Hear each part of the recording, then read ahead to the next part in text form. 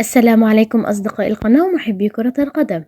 أقدم لكم في هذا المقطع موعد مباراة الزمالك والبنك الأهلي، وذلك في إطار مباريات الدوري المصري الممتاز ضمن منافسات الجولة الأولى.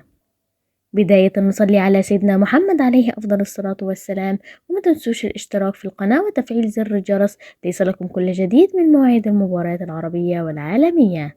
فلنبدأ.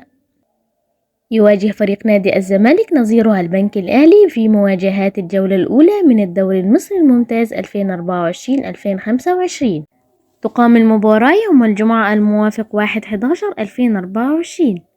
تبدأ المباراة الساعة 8 مساء بتوقيت مصر والسودان وليبيا، وفي تمام الساعة 9 مساء بتوقيت السعودية وفلسطين والعراق والكويت وسوريا والأردن واليمن، وفي تمام الساعة 10 مساء بتوقيت الإمارات وعمان، وفي تمام الساعة 7 مساء بتوقيت تونس والجزائر والمغرب.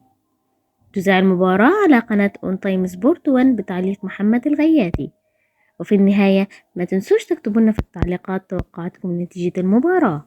شكرا لكم والسلام عليكم ورحمة الله وبركاته.